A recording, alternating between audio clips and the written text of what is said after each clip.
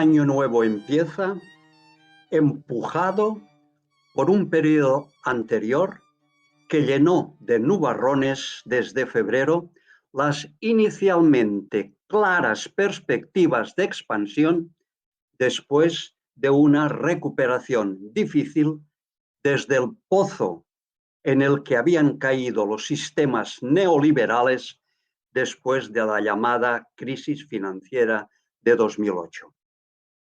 Nunca se había oído repetir tanto la palabra incertidumbre como sucedió en el pasado año 2020, en que las relaciones sociales, económicas y financieras se vieron sacudidas y perturbadas por la irrupción del coronavirus SARS-CoV-2 en todo el planeta.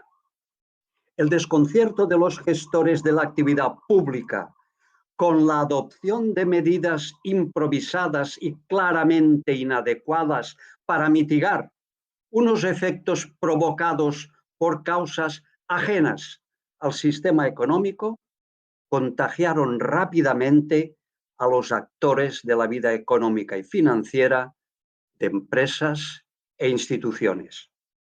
Lo que inicialmente se percibía como una fuerte intrusión desconocida pero puntual, se tornó en fenómeno duradero al que nos debíamos adaptar. Se fue extendiendo la frase, la COVID-19 ha venido para quedarse. Pero en los círculos intelectuales más solventes también tomaba fuerza y se repetía, el coronavirus va a ser un estímulo para acelerar unos necesarios cambios que de otra manera hubieran tardado años en realizarse. La Real Academia de Ciencias Económicas y Financieras tuvo claro dónde estábamos y hacia dónde íbamos e inició un proceso de telematización de nuestras instalaciones y un cambio en la manera de realizar las tareas que nos han sido encomendadas. Los primeros resultados están a la vista y el ciclo de conferencias que hoy iniciamos no habría sido posible si no hubiéramos tomado el camino que ahora estamos transitando. La idea de la creación de unos ciclos de conferencias de una singularidad como la que ahora se inicia no hace más que acudir a la llamada de nuestros estatutos y reglamento cuando en su artículo 37 de los primero y artículo 40 del segundo insta a la Junta de Gobierno a invertir sus fondos en la realización de trabajos conducentes al fin primordial de la Academia. Es así que la Junta de Gobierno ha considerado que los momentos actuales son propicios para poner en marcha un tal proyecto en el que el conjunto de académicos que investigan en áreas de vanguardia de la ciencia económica, por una parte, y quienes poseen el conocimiento, vivencias y experiencias por la administración de las realidades económicas y financieras de empresas e instituciones, por otra, expongan las loas y críticas a los instrumentos de gestión que la ciencia económica pone a su disposición.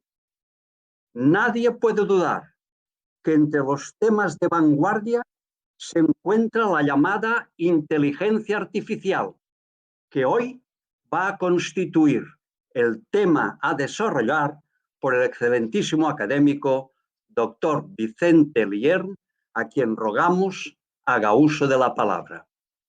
Excelentísimo señor presidente, excelentísimos señores académicos, señoras y señores, amigos todos.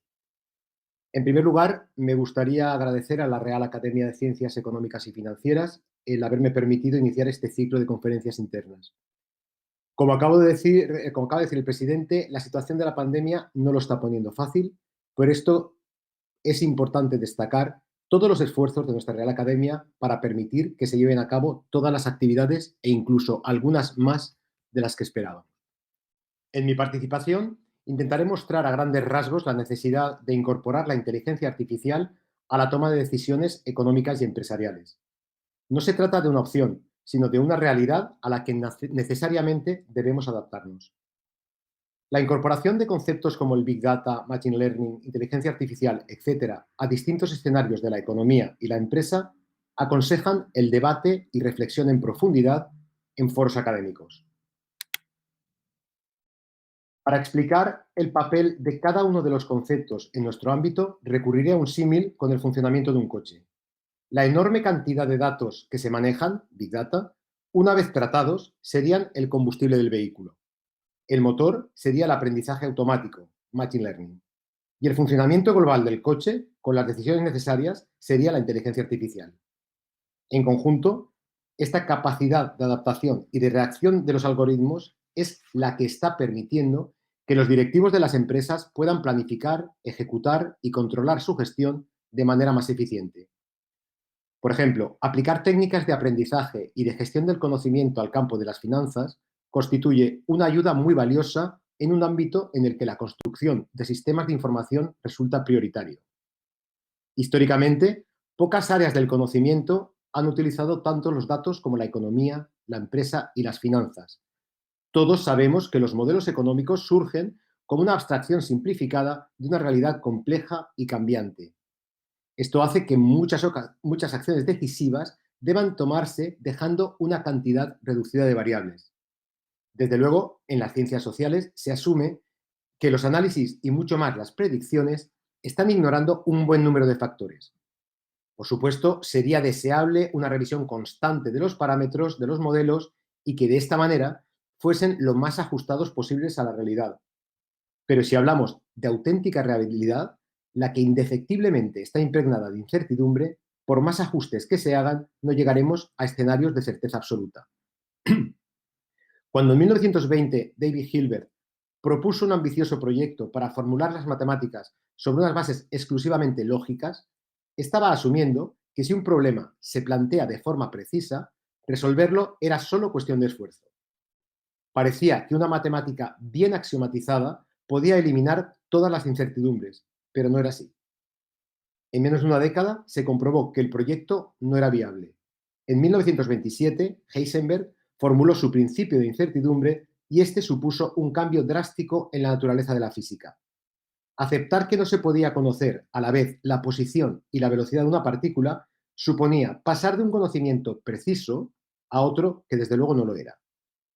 Es cierto que en el mundo macroscópico esta indeterminación cuántica es casi despreciable y los resultados de las teorías físicas deterministas siguen siendo válidos en casi todos los casos prácticos.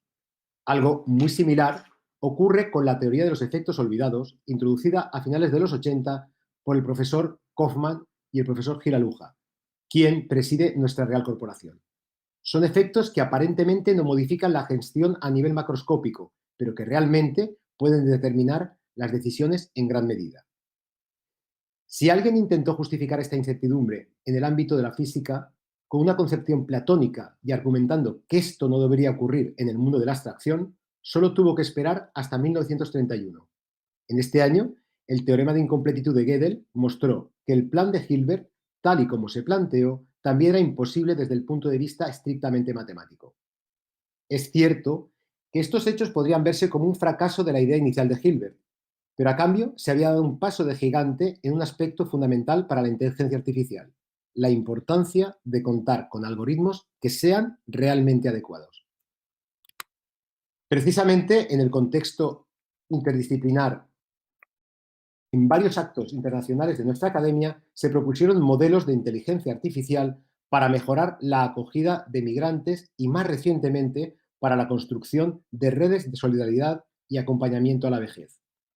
Expertos internacionales y autoridades de muchos países estuvieron de acuerdo en que no se trata solo de que las acciones sean óptimas, que el éxito reside en hacer que éstas sean más humanas y más sensibles. Sin duda, la consecución de estos objetivos pasa por el uso de diferentes facetas de la inteligencia artificial. La otra faceta de esta charla es la toma de decisiones. Conviven muchas definiciones de toma de decisiones, por ejemplo, la que afirma que es la elección entre dos o más alternativas para obtener el mejor resultado dentro de unas restricciones específicas. Los pasos para llegar a este fin son 6. El primero, identificar y analizar el problema. El segundo, determinar los criterios de decisión. El tercero, establecer prioridades, es decir, asignar pesos a los criterios. El cuarto, generar las opciones de solución. El quinto, evaluar estas opciones. Y el sexto y último sería seleccionar la mejor de las opciones. La pregunta que nos hacemos es, ¿resultan sostenibles estos pasos en el contexto actual? Tversky, Kahneman y posteriormente Thaler hicieron tambalear estas estrategias introduciendo el valor psicológico de una pérdida frente al de una ganancia, con la teoría de las perspectivas que proponen alterar la manera de tomar las decisiones. Pero desde luego, esta es la gráfica en la que se ve la asimetría entre pérdidas y ganancias. Pero desde luego, esta no ha sido la única propuesta. En el contexto de la empresa, a principios de los años 90, los profesores Kaufman y Giraluja, junto con la profesora Ana María Gil, publicaron el libro La creatividad en la gestión de las empresas. En esta obra, los autores abordan las distintas formas del diálogo hombre-máquina y la organización de grupos de creatividad. De hecho, todo el libro es una invitación a potenciar lo que denominan imaginación artificial, mostrando la computadora como un instrumento valioso para la creatividad. De poco sirve solo la inteligencia organizada si no se cuida la imaginación, porque ambas son necesarias para interactuar con la sociedad que nos rodea. El profesor Giraluja establece 4 mecanismos para la toma de decisiones: la relación, la asignación, la agrupación y la ordenación. Y las analiza desde el punto de vista de la lógica borrosa para poder incorporar de forma natural el pensamiento humano. El aprendizaje automático se apoya en la asimilación de patrones y los utiliza para generalizar lo aprendido a nuevas informaciones. Si los datos empleados en la fase de entrenamiento no son adecuados, los sistemas resultantes tampoco lo serán. En otras palabras, el algoritmo se adaptará al entrenamiento. Así surge el gran riesgo: los sesgos en los datos, ya sean históricos, de representación, de medición, de agregación o de evaluación. Esto hará que el aprendizaje realmente resulte poco efectivo. Para ilustrar esta idea, mostraremos de forma breve 3 casos. El primero de ellos habla de datos inciertos o poco fiables y lo aplicaré a las campañas de vacunación en países del tercer mundo. El segundo de ellos habla de datos, entre comillas, manipulados, que consisten en la introducción de sesgos en campañas políticas. Y por último, veremos cómo se relacionan estos datos y lo aplicaremos a un ejemplo que inicialmente tiene que ver con la música y se comprobará, pero que en la práctica sería perfectamente aplicable a aspectos económicos. Pasamos ya sin más al primero de los casos, serían las campañas de vacunación en países de África.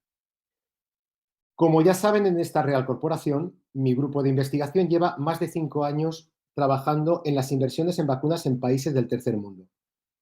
¿Quién nos iba a decir a nosotros, cuando empezamos con el tema de las vacunas, la importancia social y mediática que adquirirían precisamente las vacunas? Sin tener en cuenta el coronavirus, la vacunación evita de 2 a 3 millones de muertes anuales en todo el mundo, pero en países del tercer mundo, aproximadamente 1 de cada 5 niños no tiene acceso a vacunas para enfermedades que se puedan prevenir, como la difteria, la tosferina o el tétanos. La inversión en vacunación no solo afecta a los fármacos, son necesarias también intervenciones que garanticen técnicas y sistemas destinados a las mejores condiciones económicas, higiénicas, de los países. Además, las vacunas deben almacenarse y transportarse adecuadamente y el 90% de las instalaciones de salud de los países del tercer mundo no cuentan con equipos apropiados. A esto hay que añadir que 2 graves problemas: las reticencias de los padres a vacunar a sus hijos por razones culturales, religiosas o económicas, y el entorno comercial de los países, que dificulta mucho las líneas de crédito, los subsidios, la asistencia técnica, la cofinanciación, etc. Me centraré en 8 de los posibles países africanos. que son Kenia, Mozambique, Ruanda, Tanzania, Uganda, Zambia, Angola y la República Democrática del Congo. Son precisamente los que les aparecen marcados con una estrella en el mapa. Ante esta perspectiva, para facilitar la inversión en el año 2000, nace la Alianza Global para Vacunas e Inmunización Gavi, una asociación público-privada creada por la Fundación Bill y Melinda Gates, que básicamente está integrada por gobiernos de países en desarrollo, la Organización Mundial de la Salud, UNICEF, el Banco Mundial, gobiernos de países donantes, entre los que está España, técnicos de institutos de investigación de salud y la propia Fundación Gates. Esta alianza garantiza una cierta rentabilidad porque obtiene financiación de compromisos con el mercado, de un fondo propio creado por Gavi, de donaciones de gobiernos y de la filantropía del sector privado. La cuestión que nos ocupa es clara. ¿En qué país debería invertirse un capital privado para financiar la vacunación? O sea, ¿cuál sería más conveniente al capital privado? Los criterios de decisión que hemos utilizado son 6. Por una parte, 6 de salud, que serían la tasa de mortalidad de niños menores de 5 años, el número de muertes futuras evitadas, el porcentaje de niños vacunados, la diferencia entre los porcentajes de vacunación de la primera y la tercera dosis de la difteria, tétanos y tosferina, el porcentaje de niños que ha recibido la tercera dosis de la difteria, tétanos y tosferina y el porcentaje de cobertura de la primera dosis de la vacuna del sarampión. A estos 6 criterios se añaden 2 que no son sanitarios. La facilidad para hacer negocios, valorada del 0 al 100, y el índice de desarrollo humano, valorado entre 0 y 1. Los datos de salud provienen de Gavi o la Organización Mundial de la Salud. La medida de la facilidad para hacer negocio la proporciona el Banco Mundial y el nivel de desarrollo humano se ha obtenido del Programa de Desarrollo Humano de Naciones Unidas. Bien, pues tenemos los datos. La rentabilidad esperada a través de los fondos gestionados por Gavi es bastante buena. Además, está claro que es una inversión socialmente responsable. Entonces, ¿por qué sigue habiendo tan poca inversión privada en programas de inmunización de países del tercer mundo? Si comparamos los datos de 3 fuentes, como aparecen aquí en el gráfico, las estimaciones oficiales de los países, las proporcionadas por la OMS y UNICEF, y por otra parte, los resultados de algunas encuestas realizadas a los ciudadanos, las discrepancias llegan a ser del 30%. Si miran donde está el segmento vertical en rojo, entre la parte más alta y el azul, que sería lo que dice el país, hay una diferencia superior al 30%. Y esto, desde luego, está claro que hace que el inversor no se sienta atraído por un activo financiero del que tiene dudas incluso de cuál es el uso que se le da. Podemos entender la desconfianza del inversor privado ante esta perspectiva. Tuvimos que cambiar las prioridades de nuestra investigación.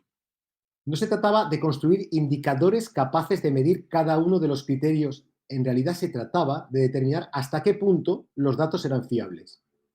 Utilizando distintas fuentes, incluidas las redes sociales, obtuvimos información de la diferencia entre los porcentajes de la vacunación de la primera y la tercera dosis de la difteria, tétanos y tosferina.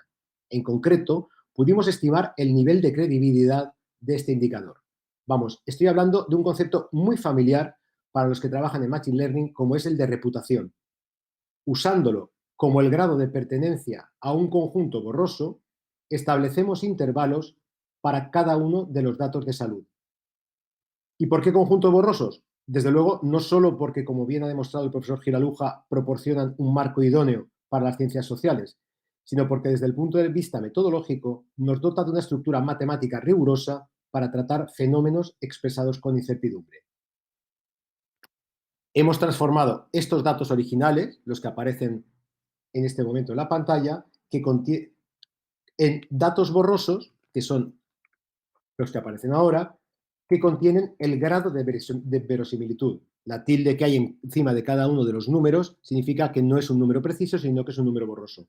Ahora estamos en condiciones de lograr nuestros propósitos de información creíble. En esta situación podemos adaptar al escenario de la lógica borrosa un método de optimización multicriterio muy conocido, TOPSIS. Surgió en 1981 de la mano de Wang y Yun y en esencia mide la distancia de cada país a una solución ficticia ideal que es la mejor en todo y a otra también ficticia que es la peor en todo o antiideal. Con estas distancias se construye un indicador que valora cada país globalmente. Además, la filosofía de este método está en consonancia con la teoría de las perspectivas de los profesores Tversky y Kahneman, puesto que es más importante la preocupación por la proximidad al antiideal que la satisfacción por la distancia al ideal. Gracias a las técnicas propias de la inteligencia artificial y de la lógica borrosa, hemos conseguido establecer el grado de adecuación y preparación de cada país como receptor de una inversión de vacunas. En los 8 países que hemos estudiado, el orden de mejor a peor en las preferencias para invertir fueron Ruanda, Kenia, Tanzania, Zambia, República Democrática del Congo, Uganda, Angola y Mozambique. Con esto, a grandes rasgos, se ve un ejemplo en el que lo dudoso realmente son los datos. Vayamos a un ejemplo en el que lo que ocurre es que los datos pueden haber sido manipulados. Es lo que hemos denominado introducción de sesgos en campañas políticas. El mundo digital permite que las personas se comuniquen desde cualquier lugar del mundo utilizando Internet. La tendencia a comunicarnos a través de las redes sociales nos expone a una gran cantidad de información que además permite que cualquier persona pueda generar contenido y emitirlo. Esta situación puede generar una falta de objetividad por parte del emisor y una carencia de aprobación a la hora de validar la veracidad del contenido de la información recibida. Si reducimos el estudio a la población española, tenemos que más del 85% de la población española entre 16 y 65 años está registrada en al menos una red social, lo que supone más de 25,5 millones de personas. Estas cifras generan un escenario que puede escapar al control de veracidad, lo que puede significar un serio peligro. Uno de los problemas que se está convirtiendo en una amenaza mundial son las conocidas como fake news, o sea, noticias cuyo contenido es pseudoperiodístico y que se difunden deliberadamente con la finalidad de desinformar. Este tipo de información tiene como finalidad influir en la opinión pública y modificar nuestra conducta, es decir, se genera un contexto de posverdad que puede determinar totalmente la toma de decisiones. En estos momentos es necesario emprender algunas acciones. En primer lugar, abordar la relación entre fake news y la reputación de un usuario en la red social dada. En segundo lugar, hay que analizar la relación de la reputación con la aparición de bots, es decir, cuentas falsas generadas y monitorizadas mediante software, y cuentas influyentes. Y por último, hay que construir un indicador sintético, hay que poder medir la reputación en la red social y aplicarlo a la situación analizada.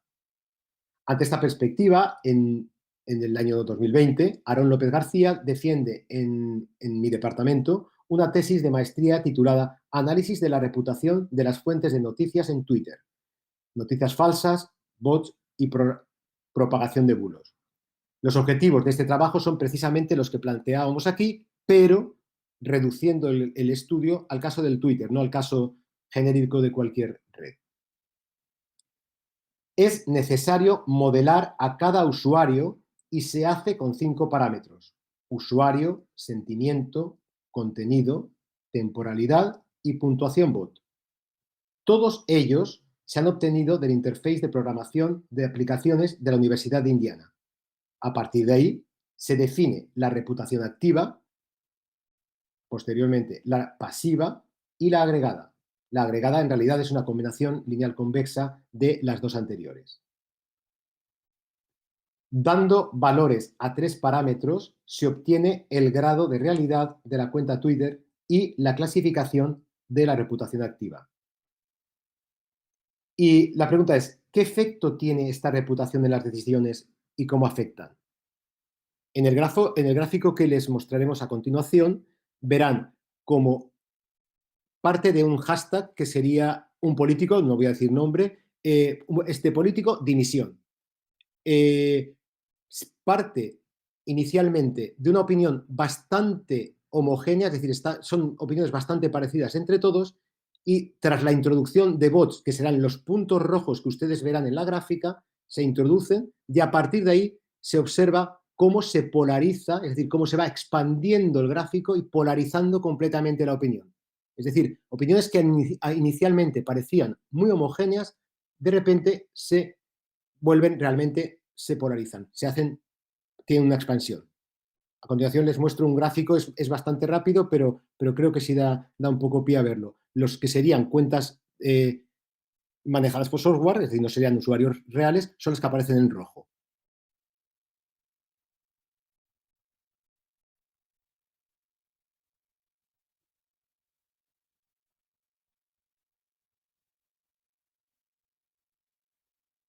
Bien, como pueden imaginar, el manejo de estos elementos puede interferir claramente en la toma de decisiones, puesto que hace que la opinión vaya en un sentido u otro.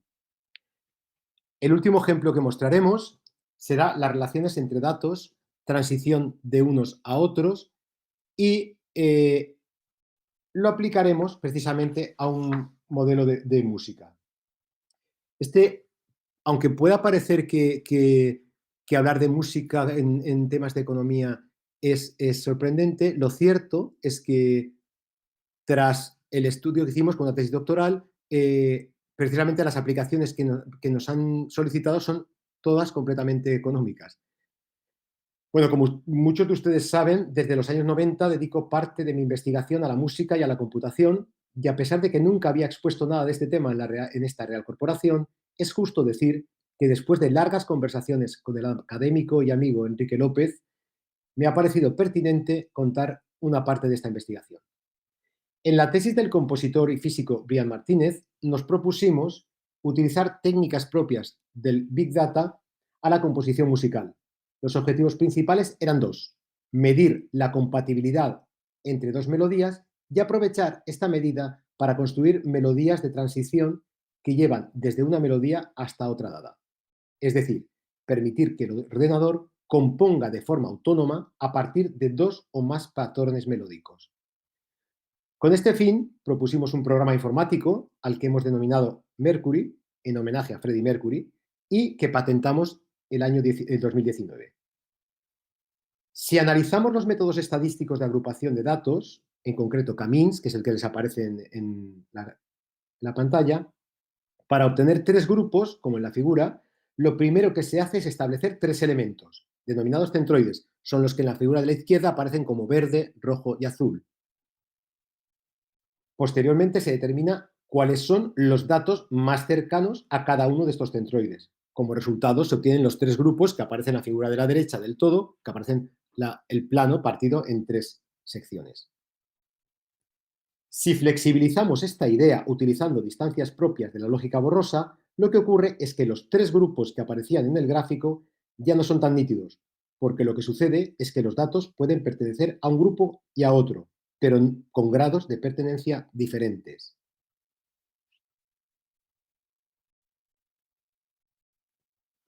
Llevando esto a la música, si representamos las notas como vectores que contienen su frecuencia y su duración, tenemos objetos matemáticos que podemos manejar. En el gráfico hemos representado en horizontal la duración y en vertical las frecuencias de las notas, que aparecen en el pentagrama. La idea es que la melodía B, en la que hay tres notas, se trata de que las notas de la melodía A se agrupen en torno a esas tres notas. Es decir, que la melodía A, de alguna manera, se agrupe en torno a la B. Si la agrupación se hiciese con un clúster clásico, una agrupación clásica de la que hacíamos antes, el efecto sería el que aparece en el gráfico. Las notas de A se asociarían de forma rígida a las notas de B, dificultando obtener notas de transición. Sin embargo, si la agrupación se hace con un clúster borroso, la agrupación sería la que ven en este nuevo gráfico. La intersección entre los grupos no es vacía, y esta versatilidad permite crear multitud de alternativas de composición que enriquecen absolutamente las posibilidades creativas. A continuación les muestro un esquema de cómo funciona el algoritmo y cómo van haciendo que una melodía converja en la otra. Partiríamos de las dos melodías separadas completamente y aproximándose. Pero fíjense que para dar una muestra de la potencia creativa de la inteligencia artificial, les muestro esta pantalla, que es la que sale de nuestro programa, Melody, y lo que hace es crear con pentagramas todas las notas de transición que van apareciendo. Va creando melodías y ya será el propio compositor o el músico o quien corresponda el que decida si algunas les gustan o no. Bueno, pues así se compuso una obra que tiene por título Transiciones difusas y que se estrenó en 2019, interpretada por un cuarteto de cuerdas. Más allá de que se trate de crear música, lo que considero realmente interesante para mostrar aquí es que con técnicas de Big Data y Machine Learning, en definitiva de inteligencia artificial, se puede medir la compatibilidad entre dos sucesos, crear sucesos intermedios entre estos dos sucesos dados. En el caso de la música, ¿esto qué significaba? Detectar plagios si queríamos, porque cuando se mide la compatibilidad entre dos melodías, si es muy alta, es sospechoso. Y, por supuestísimo, facilitar la composición autónoma, es decir, poder permitir que el ordenador cree música y ya será el artista quien decida si le gusta o no. Sin embargo, en el contexto mucho más propio de esta Real Academia, lo cierto es que también se puede medir el grado de compatibilidad entre mercados, con la misma técnica, solo que ahora los vectores no serían los sonidos, ahora los vectores serían los mercados. También podríamos medir compatibilidad entre competidores, etcétera, aportando así información valiosa acerca de posibles pactos entre marcas, por ejemplo. Esto ha hecho que algunos organismos encargados de regular estas prácticas se pongan en contacto con nosotros para posibles colaboraciones futuras. Me gustaría, en la medida de lo posible, que escuchasen un poco de esta obra. Dura alrededor de un minuto el fragmento que he seleccionado para que vean que no suena una cosa muy extraña, no suena como una nave extraterrestre, sino que suena música clásica tal cual.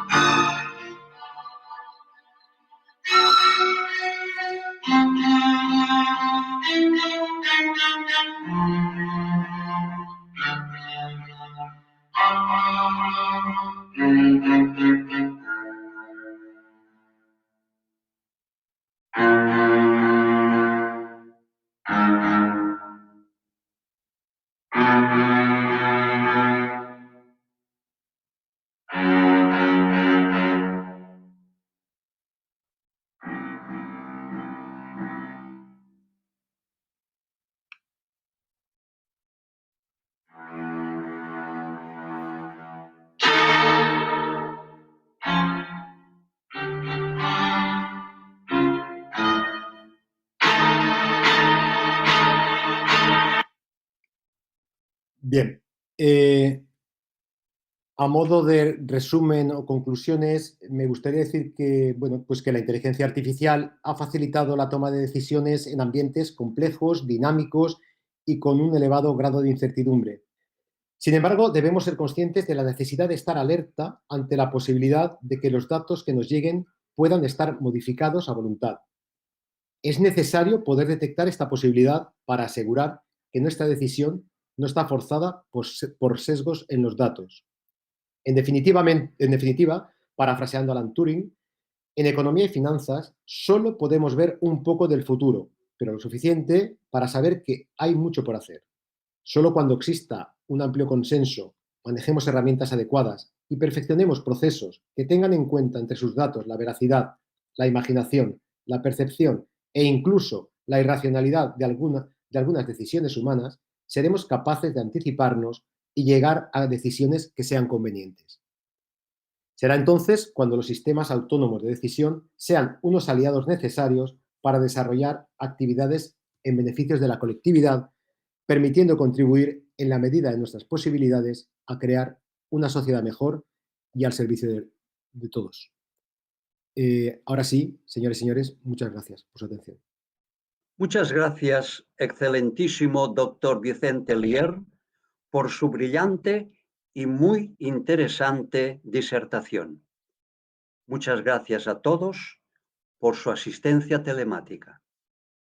La sesión ha terminado. Se levanta la sesión.